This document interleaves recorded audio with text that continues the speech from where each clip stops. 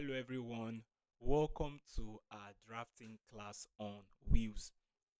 I am your instructor, Ilemobayo Apoyewa. In this video, we would focus on how to properly structure and draft a valid will. We will identify the clauses in a will and then go further to discuss the function of each clause, as well as demonstrate how each of them is properly drafted. But before we proceed, let's quickly remind ourselves of some key points about a will as discussed in the main tutorial class.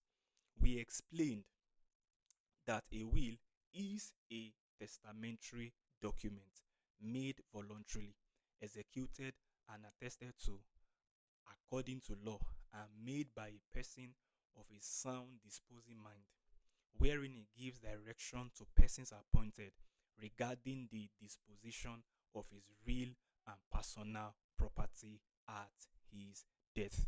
So from this above definition, we're able to identify some very important characteristics of a will.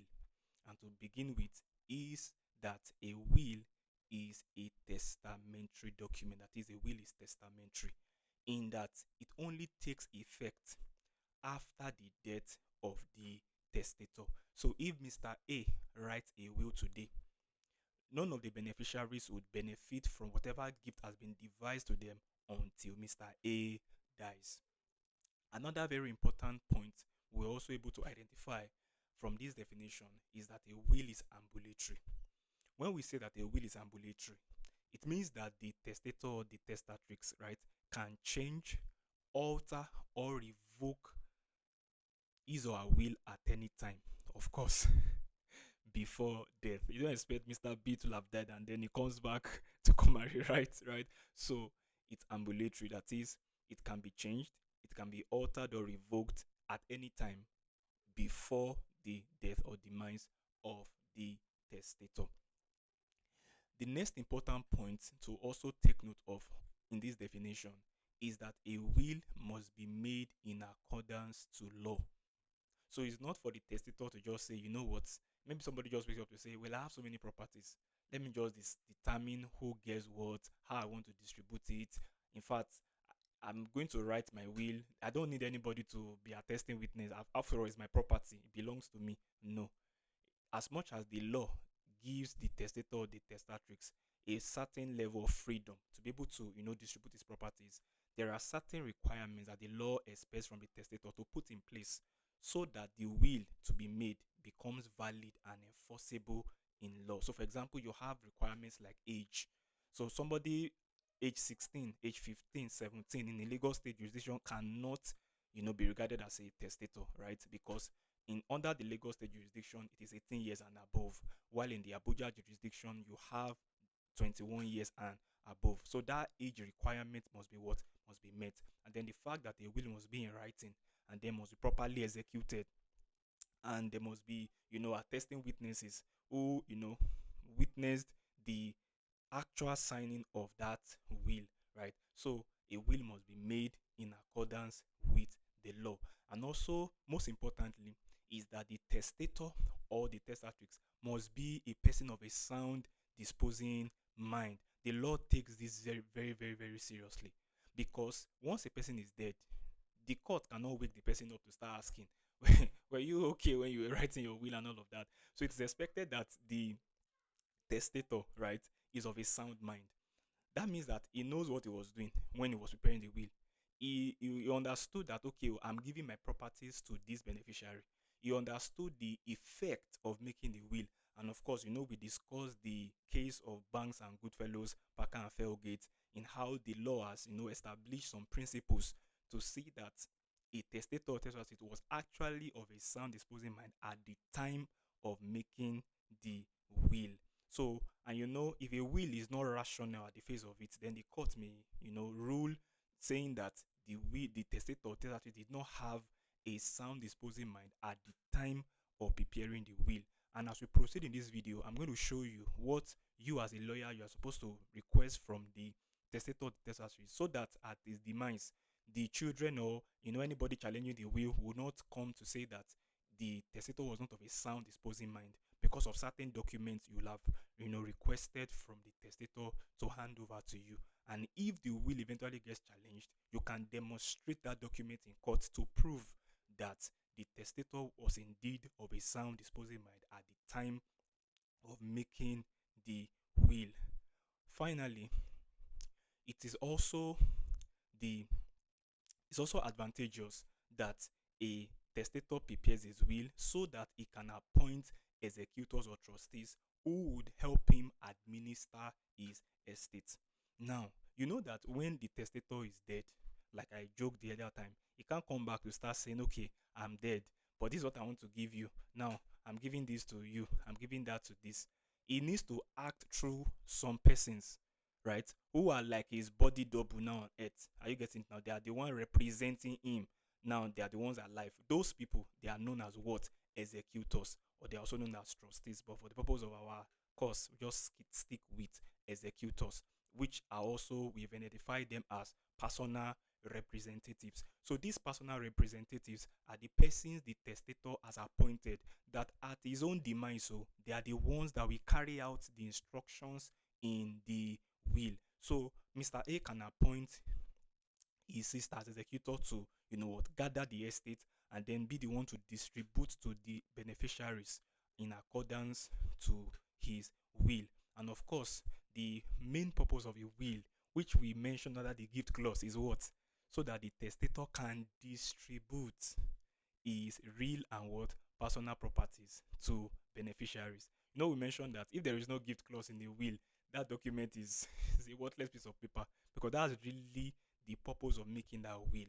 However, a testator cannot give what he does not have. So you don't expect the testator to be giving his the land that belongs to his friend, and then he's saying he's giving to his son. That would be a void gift, because it's not, the testator does not have ownership, right, of that particular plot of land. And also, you don't expect the testator to be saying, I'm giving the market square to the market square does not belong to an individual, it belongs to the entire community. So it does not form part of the estate, the real and personal properties of the testator. So who are the parties to a will? As we earlier identified in the tutorial class video, we have the testator or the testatrix. We said the male is the testator, right? Then you have the female as what? The testatrix. We said note it because of your MCQ. Like you may be asked that, okay, maybe the female is known as what? Then you know that is the testatrix. And also you have the beneficiaries. That is persons that are supposed to enjoy like the real and personal properties of the testator. That is, the testator has given it to them that, okay, I give this to my grandpa, I give it to my friends, I give it to my sisters, I give it to my children, right? So these are the parties to a will. So let's start diving right into the nitty-gritty of this video itself. So now your client, which in context now will be the testator, has approached you to prepare a will on his behalf. As a lawyer, you're not just supposed to say, okay, I know you're a rich man, let me just prepare something for you. No, you have to elicit some information from him. You have to ask him some questions that shows that you have been to the law school, right? That shows that you are a full-fledged lawyer that knows what you are doing, right? So there are certain information you need to prepare that will. What are these information? So we'll list this information as you should request them from your client, that is the testator. You want to find out the full name of the testator, right? Including former names and alias. So you know that some people that they have like names that people call them. So people like also known as, you want to ensure that, there are many Dangotes now, right? So people name their son, after Obama became the president, a lot of people started being Obama, right? So you just want to be very specific. So what is your full name? Do you also have former names, right? That could be for you for a testatrix. Okay, what was it you were bearing a name before you started bearing the name of your husband? So let's include the former names you have. Also, do you have nicknames that people call you? We can also include that in your will. The whole essence is to ensure that there is precision and accuracy in drafting. You are not trying to hide anything, because the moment the testator is dead, you can't wake him up to start asking him, what was your alias? What was your former name? How do we know that you are not the Obama that became the president and all of that? So you want to be sure. So by asking for the full name, you are able to identify that this is the exact person we are talking about, right? You want to ask for that. And also the address and occupation of the testator. That could also be advantageous to narrowing down that this is the Dangote we're talking about. There are many Dangotes, but it's this one we're talking about, right? So you want to find out the address and the occupation of the testator. And also, you ask for the particulars of beneficiaries. If you have watched tutorial video, that is the main tutorial video, you'll have seen the essence of asking for the particulars of the beneficiaries, because you've seen that if a gift, right, is is not certain as to the beneficiaries, it becomes void. It becomes void by reason of uncertainty. So you want to know the particulars of the beneficiaries, who gets what, right? The name, the particulars, their name. You may want to find out the name, the address. You may even want to ask, okay, how is this beneficiary related to you? For example, if somebody says, I give my car to Shade, anybody could stand up later to say, I am Shade. But assuming he says, to my niece. So that is more specific, particular about that particular what? Beneficiary. And also, which is very important, is the particulars of executors and trustees. Okay, who do you want to appoint as your executors? Do you want to, maybe the lawyer is also saying, do you want to appoint me as your executor? Of course, you know the rule guiding that, right? So you should have learned that in the main tutorial video. So do you want to appoint me? Do you want to appoint other persons as executors? Their names, their address, their occupation, so that at your demise, when your will has been read, it will be easy to locate those executors. Imagine you just write, okay, I hereby appoint, let's use Shade. I hereby appoint Shade as my executor. Now, who is Shade? We don't know Shade. So how do we know whether it's the Shade in UK, the Shade in US, the Shade in Iran, Shade in Afghanistan, right? That you are referring to. So you have to be very particular and specific about the identity of the executors and trustee. Also, you need the particulars of properties, right?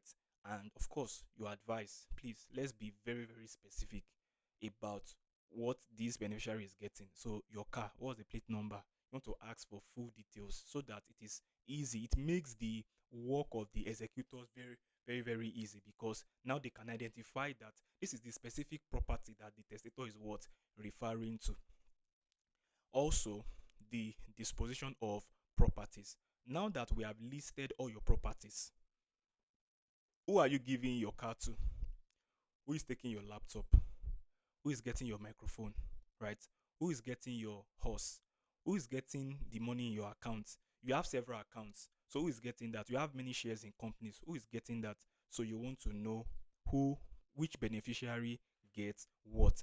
And also the instruction on the residuary legacy. Now this is where many laymen, miss it. They don't always envisage that things may go wrong, right? But you are the solicitor. You have a better understanding. So you are not telling the person that things will go wrong, but should things go wrong, you don't want his estate to suffer from partial intestacy. So you're asking him, who should we give the remainder of your estate to? If for any reason gifts, suffer, they become lapsed, right? A gift becomes void, or even maybe a beneficiary disclaimed a gift, it will fall under residuary legacy. Who will get it? Then the testator can now tell you that, okay, if anything happens such that maybe the gift lapsed, in the sense that the beneficiaries died, right, before the testator, who gets that? So you can tell him that, okay, let my daughter, she's still very young, so I hope that she will live very long, right? Let her get the remainder of the estate. So that instruction will be what the executors will apply if for any reason there's a residuary legacy left behind after the total distribution of the estate.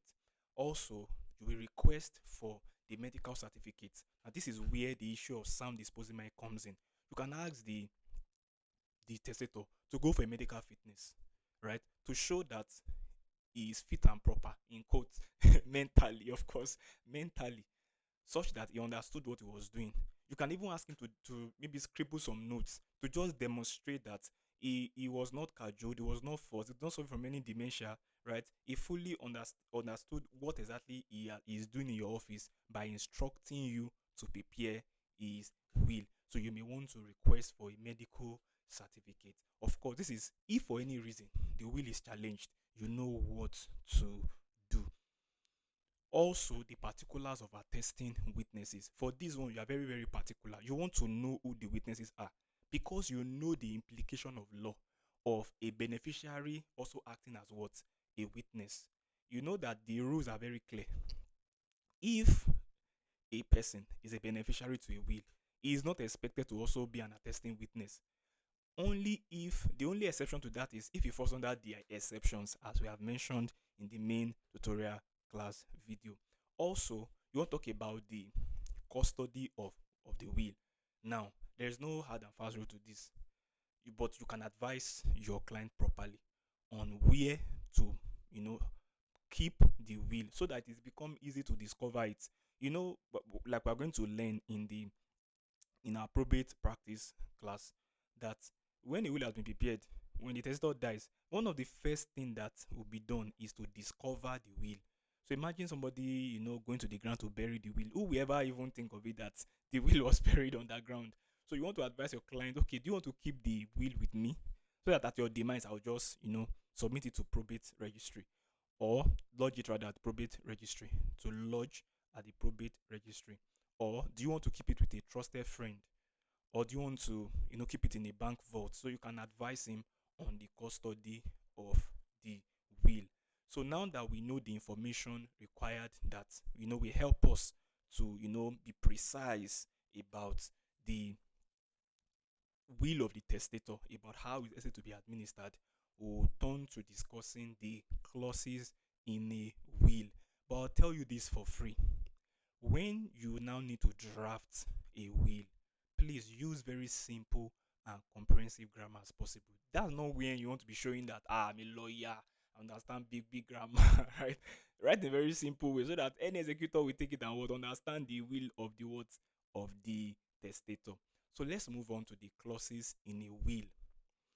But before I mention the clauses in a will, please, you recall what we learned in our tutorial class, that was module 2, that certain transactions are required by law to be by way of deed, but some transactions are not required to be by way of deed. And we identified that a will in law is not expected to be by way of deed. It's not mandatory that you must make it by way of deed. The implication of that is there is nothing like introductory part, miscellaneous part, operative part, concluding part of a will, because it's not expected to be by way of deed.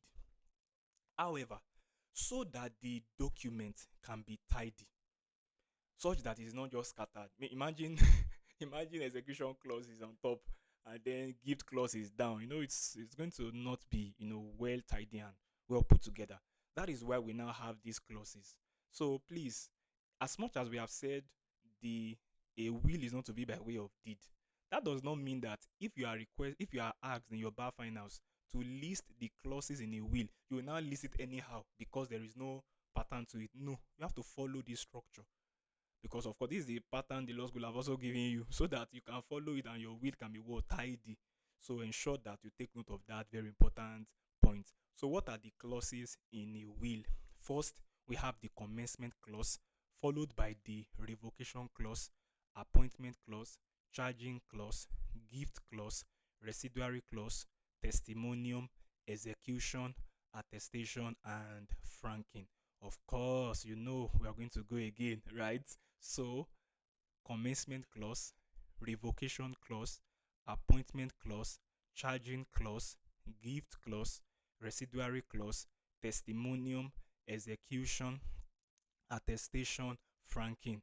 For the last time, you must remember this one is fire by force. You must remember, because this one you must get the full mark.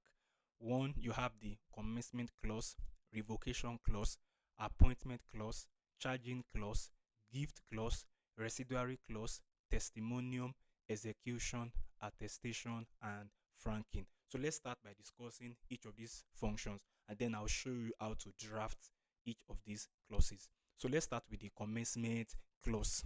By now, you already know what the commencement clause should look like, right? It naturally, right?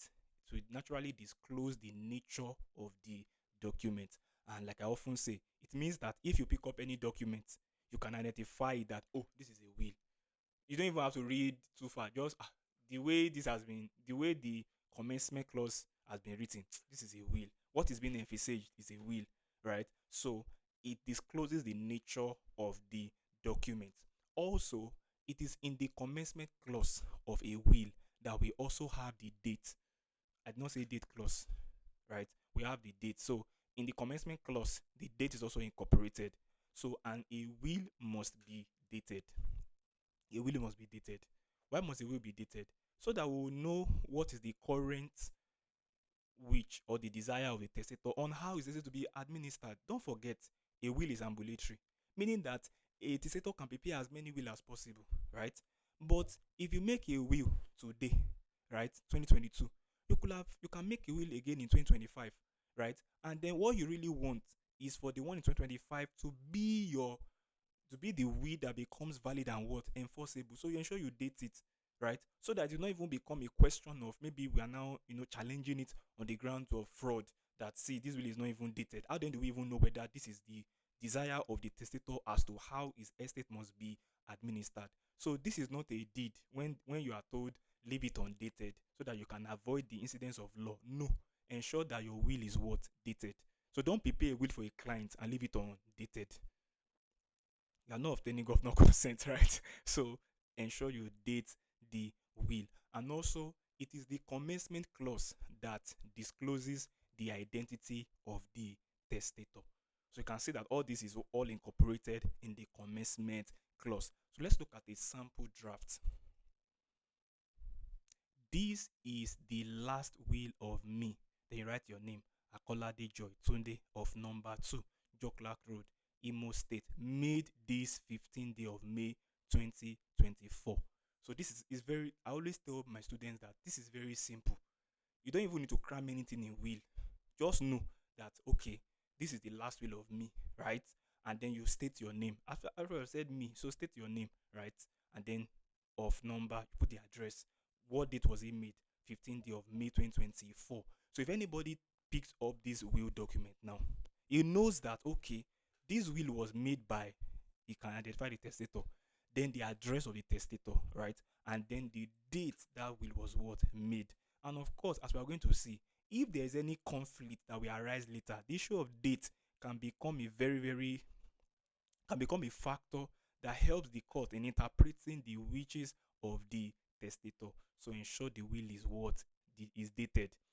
If you are not given a date and you are asked to draft in your bar finals, you use the date of your exam. You are still on the safer side.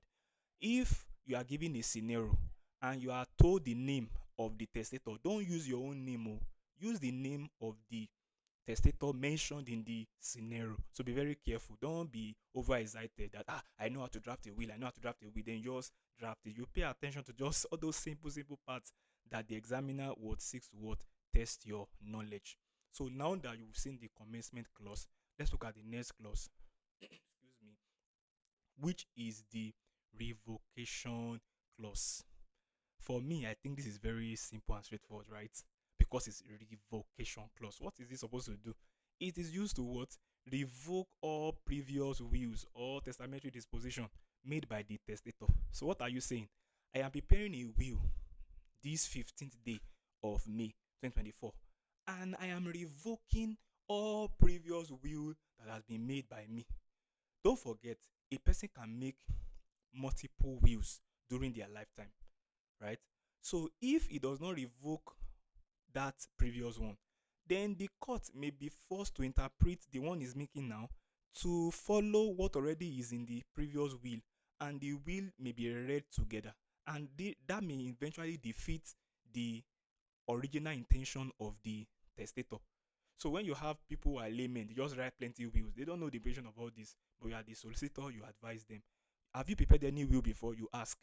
If you have prepared any will before coming to my office, do you want to revoke all those ones? They will tell you yes. Then you ensure you include the revocation clause. But if you omit it, you see, it will increase the risk of litigation. Because, of course, the advantage is to reduce the risk of litigation. But if you don't include it, it will increase it becomes a point of debate for beneficiaries who will be arguing that this will was made in 2022, We have another will made in 2025. It is the one in 2025 that is the will. And that person say, no, it's the one in 2022. Then you see the court is forced to put the two wills together to start looking at, do we have anything contradictory? Okay, what is really the intention of the, so you don't want to subject your estate or the estate of your client to that, rigorous, form of litigation, because it will lead to so many interpretation, and you are at the mercy of the court, right? To now say this is the interpretation of what I feel the testator is what trying to say. So you ensure that you include the revocation clause. So the moment the revocation clause is included in a will that you are making now, what you have done is you have revoked all the earlier wills you have made. Then you are now making sure that this current will now is the only valid will that the court, if for any reason the will is challenged, that is what is valid and should be what enforced. So you see, it will prevent conflict and litigation. So let's look at how it is to be drafted. We have the commencement draft already, followed by the revocation clause, which is I revoke all previous testamentary dispositions made by me. As simple as that. If somebody missed this simple sentence, you see, it will cause a lot of wahala for his estate, which you can help him what avoid. The next clause is the appointment clause. The appointment clause. And what do we do with the appointment clause? It is used to appoint executors and trustees. When we defined the will the other time, we said that the testator appoints certain persons. Of course, they are known as personal representatives. But when you talk about the context of a will, they are known as executors, right? So it is this will, right, that the testator has the benefit, the freedom to appoint anyone that he so desires to act as his own what executors and what trustees. And of course, ensure that this clause contains their full name, their address, and you can also include their occupation. But let's just have like a freebie. What's the effect of not including an appointment clause in a will? That is, what if the testator fails to appoint an executor or executors to his will? What happens is that the will not become void. You see, these are very simple areas that your examiner may ask you. The will not become void. However, what the court will now do is to grant what is known as letters of administration with the will annexed. It will be given to the administrators appointed by the court. There is no executor appointed by the testator, right? The will remain valid. But since they are no executors, the court will now appoint an administrator or administrators, then hand over that will to those administrators and say, okay, administer this estate based on the dictates in this will. But we are not going to call that grant of probate. We are going to call that what? Letters of administration with the will annexed. When you watch the tutorial video on probate practice, this will be very, very clear to you. So let's look at how the appointment clause is to be drafted. We have our commencement already. We have our revocation clause. So let's look at how you can draft the appointment clause. I appoint Alhaji Musa Chukwudi Okenke, Chartered Accountant of number 12 Amadu Bello Way, Kaduna State, and Mrs. Inab Fumilayo Adeyemi, Legal Practitioner of number 8 Independence Layout, Enugu State, as executors of my will. So you see, it's that simple, right? It's that simple. See, this is very little. It contains their full name, right? Their address, and also their what occupation. So there might be many Fumilayo, but now this Fumilayo is the one at number 8. Number 8 can be anybody can wear number 8, Abi. So independence layout. Independent layout can be anywhere, the one in Enugu State. So it's very, very what specific. So that when the will has been read, right, then it's now time to to give the grant of probate. You can know who to reach out to. So let's reach out to Alhaji Musa. That look, you are the one that the testator has appointed as what his executors. Come and what accept that what grant of probate. So that is very, very important, this appointment clause. And of course, ensure that you tell your client that he must at least appoint one person as an executor. One person. but he can appoint as many people as possible as executors. You may be wondering why this is so. You know that the office of a executor is gratuitous, like we're going to see. So many people know that it's very stressful. So you may appoint them and they renounce it that I don't want to be executor. So what then happens to your estate? So you can appoint as many people as possible, but note that grant or probate at once can only be given to 4 people at a time. So maybe if 2 people die, they will give another 2. They must be 4, right? They cannot be more than 4. They can give 1, 2, 3, 4. If there are 10, all at once they will give to 4. Maybe if the other 4 die, they'll give the next 4. So and on like that. You can also, advise your client in that direction. Let's look at the next clause, which is the charging clause. And of course, I know this is the part you like, the most, because it has to do with money. So I'm sure you not forget about this clause. So note that generally, the work of an executor is gratuitous. That is like pro bono. The one you do pro bono cases, right? So that means the executors, they are not entitled to payment even for their services. After all, they are acting on behalf of the deceased testator, right? However, a charging clause may be included in the will to allow an executor who is a professional to charge reasonable fees for services rendered in the course of administration. So, why would you, it would be unfair to ask professionals, to carry out some technical works. So just so that your estate can be properly administered and they are not being paid, right? So you can advise your clients, see, give them the right to charge at least something reasonable to compensate them for the work that what their specialized service they have rendered in administering your estate, right? They can charge their professional fee so that they will not just work for free, right? So how then do you draft this charging clause, right? Before I show you this charging clause, I will list some points I've just mentioned now. First is that generally executors are not to be paid, so it's gratuitous, right? But you are only advising your client to include that charging clause so as to encourage and then compensate these professionals for the work done.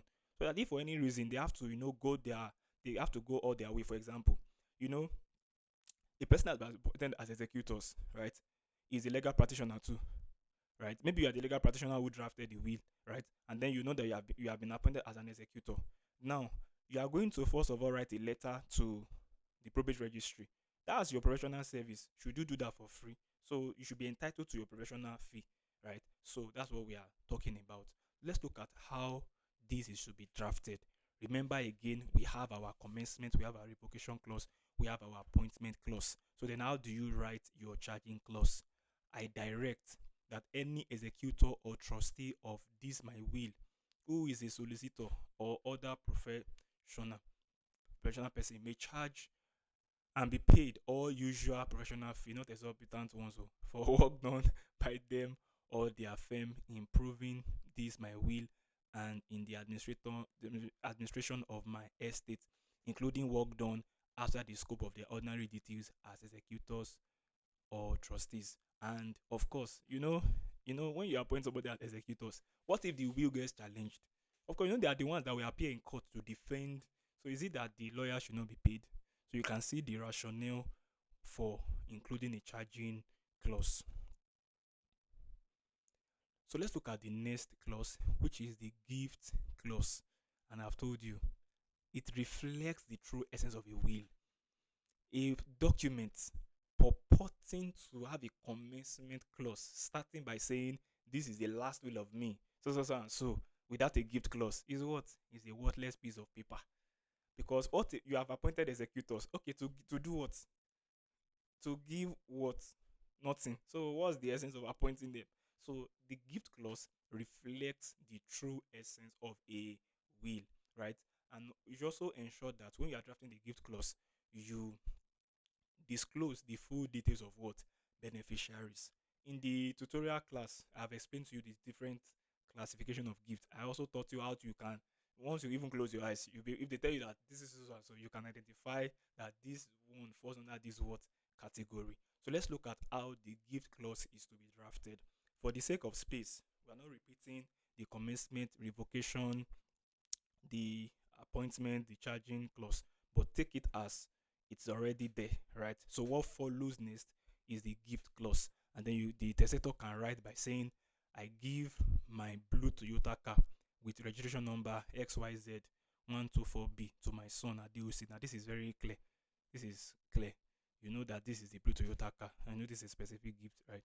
So I give an annuity of 500,000 per annum to my first grandson, David, payable on the anniversary of my death for a period of 10 years following my death, or until he attains the age of 25, whichever occurs first. So you can also draft it this way, because you know this gift is pecuniary, right?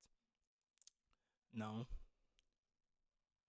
I give the 5,000 naira currently in my Zenith savings account ending with 124 at Big Bank to my niece Sarah. You can see that this gift clause has been drafted properly. If the executors will not, find it very difficult to say, "Oh, it's Sarah," they always, "Okay, Sarah, niece." At least then who is the niece to the deceased testator? Then which bank account? They know is Zenith Bank. Okay, the testator has so many Zenith Bank accounts. The one ending with 1, 2, 3, 4. Okay, how much are we even giving? 5,000. So you can see that the gift clause has been couched in such a way that it will not be void for uncertainty. That maybe we don't know where the gift is. We don't know who the beneficiaries are. So this is how you ensure you draft the gift clause. The next clause that you should also include, this one is very important.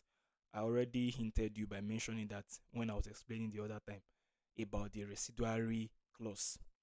The reason for including the residuary clause is so that you can take care of the following: properties acquired by the testator after making a will or codicil. A person could have made his will in 1990 and he died in 2030, right? As at the time he was making his will in 1990, apparently there were some properties he had. Between the space of that time to 2030, he must have acquired so many other properties. If he did not make any other will again, that will of 1990 becomes his only valid and enforceable will. What then happens to other properties acquired after 1990? They fall under the residuary legacy. The residuary clause is now therefore included to take care of such type of properties. Also, failed gift, right? It could have failed because it lapsed, right? It could have failed because the gift was rendered void. For example, if the beneficiary killed the testator, then it defeats public policy to ask the beneficiary to benefit from the same illegality that he has just committed, right? That crime he has committed, then he's also taking benefit of the gift. That gift has to fail. Now that the gift has failed, right, it falls under the residuary legacy. What if the beneficiary says, "You know what? I have so many properties. I don't need my dad's property, Jerry," and then he disclaims it? Then what happens? That gift that has been disclaimed falls under the residuary legacy. So now you are asking your clients who gets to enjoy this residuary legacy. That is why you are having the residuary clause. It's also possible that the testator acquires properties after his death. You may be wondering, is this ever possible? Yes. Now, if you own shares in companies, companies pay dividends, right? So if a testator has, like, let's say 1 million shares in MZN stocks, they will keep paying him dividends. If nobody if nobody even signifies or notifies the company that the shareholder is now dead, though, he will keep getting dividends. And the moment he keep getting dividends, it forms part of his estate. So he can still be acquiring properties after his death. What else? What if the government has been holding to his gratuities, or maybe there's a land of his that the government has acquired, but they failed to pay him, but it was after his demise that he got paid. Then that money forms part of the property he has acquired after his death. So that all will come under the residuary legacies. So you include the residuary clause to take care of the residuary legacies. So how do you draft it? Taking it that we have the other clauses already in your notes. Now I declare that the remainder of my estate shall be given to my son Akolade Grace. So that one settles everything. So let's say at the end of the day, let's say maybe the residuary legacy is now weighed at 2 billion. It's only Akolade Grace that gets it, because that's the will of the testator, right? Except you want to go and challenge it on other grounds, which you'll have learnt in the tutorial class. So let's look at the next clause, which is what? The testimonium. Most times, once I get testimonium, I always tell you that we are done, right? Because what testimonium simply does is what it will confirm that the testator has what completed and signed the will, right? It wants to introduce us into the final execution process and attestation, so that we can prove that the will is genuine and it was intended to be a will. And it is also, like I said, it will introduce the signature of the testator and the witnesses, so that we give full effect of the final approval and the intention of the testator. So the same way you draft the testimonial of all those deed of assignment of that, that's the same way you draft this one. Only that you be careful not to just go and out of excitement, just go and write a witness of which the testator, the assigner has no. You ensure that the identity of the party is what you include when you are drafting the testimonium. And like I said, it's the same format. So when if you have watched the lecture, the draft video on our YouTube channel on deed power of attorney, you'll have learned how to draft the testimonium. So let's just this was for me, I feel this was by way of reminder, right? So in witness of which the testator has what executed this will. This will, oh, you can see that you have to be specific. This will in the manner below. What manner below? The below is the execution, right? So that's why I said it's introducing, it's showing you that the testator is about to sign, right? In the manner below, the day and year first above date clause above written. So let's look at how the testimonium again, in witness of which the testator has executed this will in the manner below, the day and year first above written. Now, the next clause is what? Execution, right? And attestation. Normally when I give you the list of clauses, I give you as execution followed by the attestation. But when it now comes to the drafting, you will notice that the execution marries the attestation. Now, this should not be strange to you if you have watched the tutorial class video. Why? Because execution in a will transaction is not valid without attestation. In that, when the testator is signing his will, the witnesses must actually see the actual signing of that will. So how then will you draft that you executed without including the presence of the attested witnesses who were not just present, but they saw you signing that will? Of course, there are three different ways of doing that. Either the executor signs personally, right? Or he directs somebody to sign, or he pre-signs. Either of the options used, the attested witnesses must see the actual signing. If you pre-signed, you must show them, I was the one that pre-signed. Okay, they will know that, okay. If you are directing somebody to sign, they also must be looking at that person that is signing.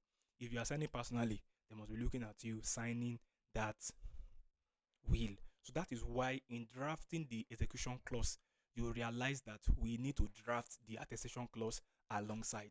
What does that tell you? That means your examiner can trap you by saying he will not ask you to draft the attestation clause. It will say draft the execution clause of a will.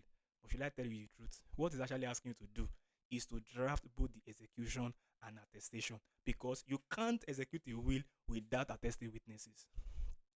So how then do you draft the execution clause?